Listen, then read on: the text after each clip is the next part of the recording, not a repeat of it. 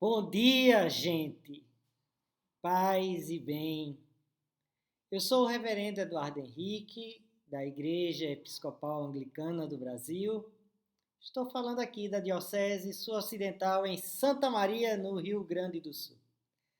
Começando, a temporada de frio. Essa semana deu em torno de 6 graus. Bem, diante dessa conjuntura em que estamos vivendo, o texto de hoje torna-se um desses textos que traçam, não é?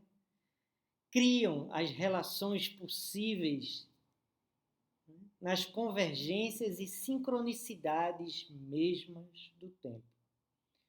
Porque, como eu gosto de sempre lembrar, esse texto não é uma escolha minha. Faz parte de um lecionário, não é? De um ciclo de 3 anos de leituras que a igreja e as igrejas, de maneira geral, as igrejas cristãs históricas, seguem.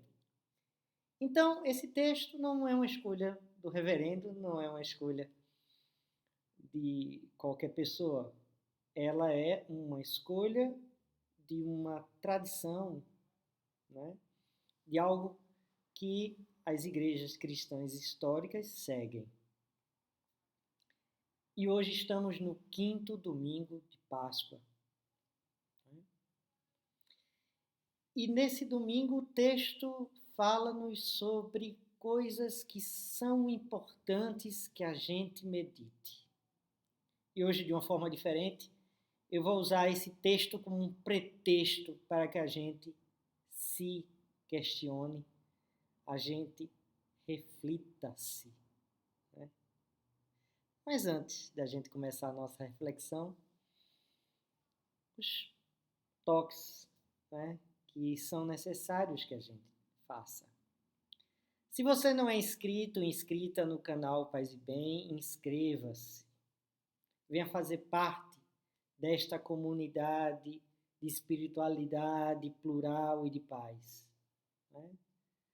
Cada dia a gente se amplia, a gente se abre a essa diversidade da experiência espiritual e com isso a gente se enriquece nessa possibilidade de circularidade, de roda de conversa. Então, nesse sentido, você será bem-vindo, você será bem-vinda se vier em paz e bem sentar conosco nesta roda, nessa circularidade, em torno dessa fogueira, né? Que nos aquece, que nos verte para dentro as nossas questões, as reflexões, as meditações, nos enriquece como gente. Curta, compartilhe nas redes sociais. Isso ajuda a divulgar não só o programa, né, esse programa, mas também o canal. Se você tiver condições, faça a sua assinatura solidária. É uma forma de ajudar, né? E tem colaborado com a melhoria, a qualidade do nosso, né? Dos nossos programas. Tá bom? Se você está vendo pela Pós TV 247, a mesma coisa. Se inscreva, se não é inscrito, curta, compartilhe, faça a sua assinatura solidária, torne-se um membro ou uma membra. A TV 247 nos acompanha desde o início, né? Na verdade, nós somos como que filhotinhos, né? da TV 247, fomos nascendo.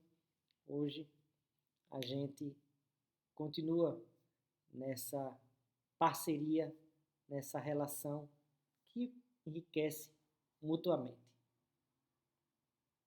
Venha também fazer parte desse espaço de democratização e do sentido da democracia mesmo, da informação. O texto de hoje está em João, capítulo 14, começando no versículo 1, vai até o versículo 14.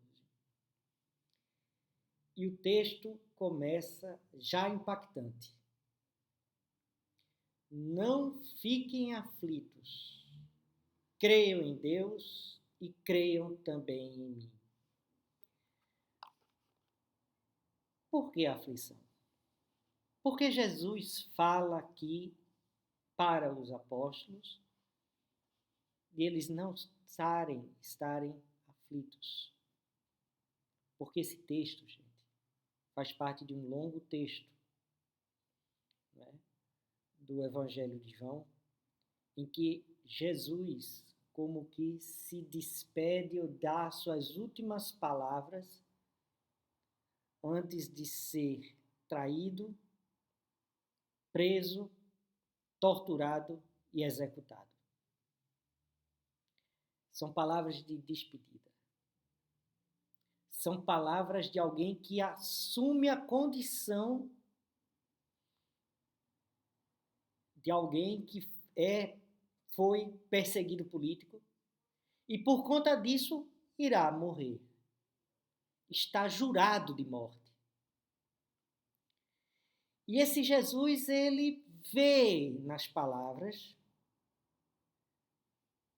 a aflição na face dos discípulos, daqueles que durante 3 anos, não é, o seguiu. E é dentro dessa perspectiva mesma do sofrimento que eu trago hoje ao contexto de hoje. Não fiquem aflitos. Creiam em Deus e creiam também em mim. Não em mim, reverendo Eduardo. Na proposta, na boa nova, na mensagem que se torna não só palavra, mas se torna gesto, expressão viva. Jesus de Nazaré. E qual é essa boa nova? E qual é essa mensagem encarnada, tornada-se carne enquanto expressão viva? Eu sou o caminho, a verdade e a vida. Ninguém pode chegar até o Pai a não ser por mim. Agora que vocês me conhecem, conhecerão também o meu Pai. E desde agora vocês o conhecem e o têm visto. É dentro dessa intimidade, dessa relação amorosa, dessa paternidade, dessa filiação, que Jesus se apresenta aqui como caminho, verdade e vida. E essas palavras fazem todo sentido quando a gente está vivenciando uma dimensão de aflição, de perturbação. No caminho que nós temos realizado, desde a Páscoa, né, vimos um grupo de apóstolos, de discípulos, com medo da perseguição, porque o líder, a principal figura que eles acreditaram que era o rei, morreu na cruz. E eles estavam presos em uma casa com medo. E aí esse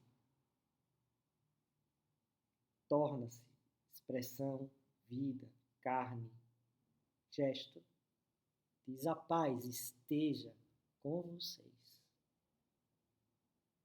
Ele é o portador da paz. No outro domingo, 2 discípulos caminhavam. E eles caminhavam para um lugar chamado Emaús. Nesse lugar, e no caminho, eles estavam angustiados, pesarosos, porque eles haviam seguido um Jesus de Nazaré e esse havia morrido. E eles esperavam que ele fosse também o rei. E aí, esse torna-se gesto, palavra, carne. E começa a caminhar com eles. E no final dessa trajetória, eles dizem, venha ficar conosco, porque a noite é chegada, a escuridão caiu sobre o mundo e as pessoas. E eles acolhem na casa, eles vão pernoitar, acolhem esse desconhecido. E esse desconhecido pega, abençoa o pão nosso de cada dia, a nossa parcela, né, cotidiana, e partilha. E quando ele partilha, ele parte, é o gesto que abre os olhos desses discípulos à realidade mesma. E nós vimos também um contexto de falsos pastores, falsos messias, né? Gente se arvorando a ser Deus. E aí, esse Jesus diz, eu sou a porta, eu sou o que dá o acesso, o que entra e sai. Eu sou o espaço da liberdade. Eu sou o bom pastor. Porque o pastor não quer a morte da ovelha. Cuida, ama, conhece pelo nome. E nessa caminhada, é a caminhada nossa dentro dessa situação de pandemia. É a situação do coletivo, do medo, da angústia, da morte, da incerteza, dos falsos pastores, dos falsos messias. E aí, esse Jesus, como que voltando atrás, né? Para que o texto como que nos lembrando, diz assim, olha, tá vendo essa história toda que eu estou contando aqui? Antes disso tudo acontecer, teve um momento de intimidade. E esse Jesus de Nazaré, lendo a conjuntura, lendo a realidade, percebendo que aquilo que ele falava desagradava, mais do que desagradava, ia de encontro, afrontava os poderosos. Aí vem a morte. Vêm os traidores, vêm as pessoas que tramam, vêm os poderes, os impérios de fora e os impérios de dentro, os sistemas políticos tentando, né, se sustentar, e principalmente o poder religioso, né, tentando manipular a mente das pessoas. E esse Jesus de Nazaré, diante disso, sabendo, lendo essa realidade, mas assumindo não como uma espécie de, né, uma pessoa que, né, deseja a morte, mas alguém que reconhece os riscos de ser caminho, verdade e vida. Quando você faz da sua vida, torna gesto essa verdade, este caminho e esta vida, essa mensagem de vida e vida em plenitude, você afronta subversivamente as mortes cotidianas.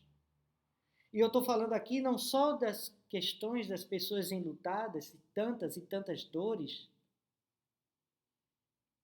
eu não estou falando só dessas mortes físicas, das pessoas que partiram, mas eu falo dessa palavra que mata, que nos agride, que nos violenta, que nos dilacera por dentro. Eu falo desses sádicos, desses genocidas. Eu falo dessa estrutura da extrema-direita neofascista.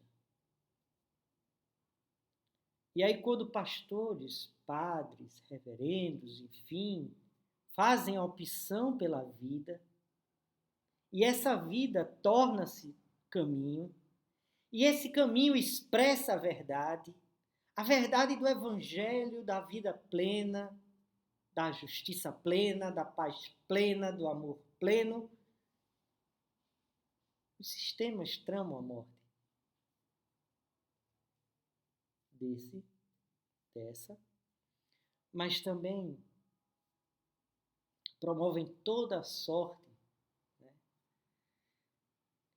de palavras e gestos que matam, que ferem, que torturam. E é dentro dessa perspectiva que esse Jesus de Nazaré, né, nesse círculo, nessa conversa com os discípulos, diz aqui: o que eu digo a vocês não digo em meu próprio nome. O Pai que está em mim é quem faz o seu trabalho. Creiam no que lhes digo. Eu estou no Pai e o Pai está em mim. Se vocês não creem por causa das minhas palavras, vocês não creem no que eu estou dizendo, creiam, pelo menos por causa das coisas que eu faço. É o gesto que revela. Eu afirmo a vocês que isto é verdade. A verdade. Quem crê em mim fará as coisas que eu faço e até maiores do que estas, pois eu vou para o meu Pai. E tudo o que vocês pedirem em meu nome eu farei, a fim de que o Filho revele a natureza gloriosa do Pai. Eu farei qualquer coisa que vocês me pedirem em meu nome. Quando você tem esse clima, você integra dentro de você caminho, verdade e vida. Você assume, você cristifica-se, torna-se expressão mesma da glória do Pai. Em uma das minhas meditações que faço para o final da noite, um dos textos do dia era a trama que foi feita, né, para o diácono Estevão, né, para matar Estevão, que era seguidor de Cristo, do Jesus de Nazaré, desse. E aí tramaram o Sinédrio, o pessoal tramou, inventou fake news, criou todo tipo de mentira, acusações falsas para levá-lo ao tribunal. E aí, diante do tribunal, todos viram, o texto está lá em Atos, como que uma face de um anjo. Porque é essa integridade que a gente precisa revelar. Se a gente se torna tão monstro contra os monstros, no mundo de monstruosidades, a gente perde essa capacidade. Essa capacidade de ser caminho, verdade e vida, que é por si só uma condição revolucionária nos dias de hoje. Porque é uma luta, é algo que se movimenta no sentido da gente revelar uma dimensão extremamente subversiva, ou seja, vertida de baixo para cima, apresentado ao mundo como algo extremamente original novo. É o recriar-se, porque precisamos crer. Porque para que possamos crer, precisamos criar, gestar-se desta novidade. Não só de palavras, no malabarismo delas, mas na gestualidade, na expressão mesma da vida. Daquilo que está ao nosso alcance e mais além. É nos manter com a espinha ereta, a mente quieta e o coração tranquilo diante da tempestade do mundo, não como fuga a esta realidade ou uma espécie de alienação em que eu não quero me contaminar com estas coisas, antes o contrário. Tornar essas dores do mundo minhas dores também. E fazer com que essas dores do mundo não sejam levianas. Que eu faça dessas sentido do gesto livre. Da porta, lembra do domingo passado? De que entra e sai? Essa possibilidade de ser pastor de outros, pastora de outros e outras. Porque vocês vão ser sinais vivos deste caminho, desta verdade, desta vida. Desta vida que é a expressão mesma da verdade, da integridade de si. Que afasta toda hipocrisia, toda a leviandade, toda a mediocridade. A verdade que se revela no mais íntimo de nós mesmos. Aqui a gente toca uma dimensão do mistério em que as palavras parecem dizer muito pouco. Porque é uma dimensão íntima, do mais íntimo da gente. Ali, onde a fagulha acende e ilumina o mundo, como que descortinando o horizonte novo por detrás das montanhas e da linha do horizonte. É aquele instante que quebra o sentido da escuridão e da madrugada. E amanhã se revela na sua plenitude. Porque esse é o caminho. Porque nós estamos caminhando. E esse é o sentido mesmo da vida e do viver. Se reinventar a cada dia e tornar essa vida merecedora de ser vivida. Porque, na verdade, já não é eu que vivo para mim, mas Cristo, essa dimensão crística, que é verdade, vida, caminho, que vive em mim. E quando alguém olha, não olha mais a mim, mas vê a manifestação da glória do Pai. Porque quem vê a mim, vê o Pai. Antes, em outro versículo desse mesmo texto, Tomé vai dizer, mas a gente nunca viu o Pai. Quem vê a mim, vê o Pai. Hoje, que a gente possa dizer, quem olha para mim, vê a essa dimensão crística do Jesus de Nazaré, que é caminho, que é verdade e que é vida. E que é vida em plenitude, vida saudável, vida boa, vida cheia de vida partilhada, vida comprometida com a vida, que tem empatia, que tem compaixão, que tem misericórdia.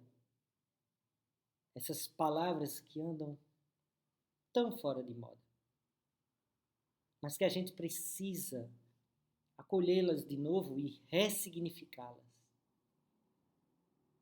Porque ter compaixão e misericórdia é muito mais do que ter pena, muito mais.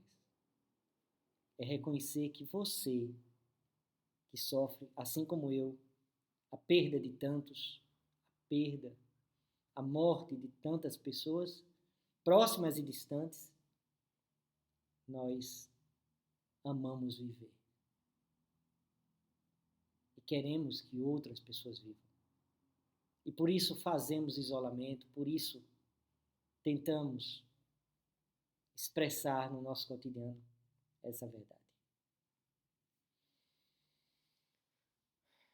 Passamos agora um instante de silêncio.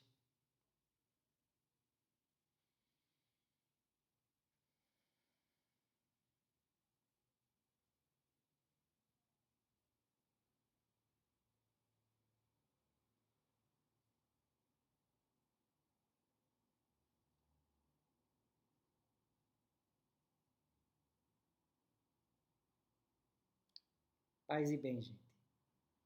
Que a bênção de Deus, que é vida, que é caminho, que é verdade, esteja com todo mundo de paz e bem. Valeu. Bom e abençoado domingo.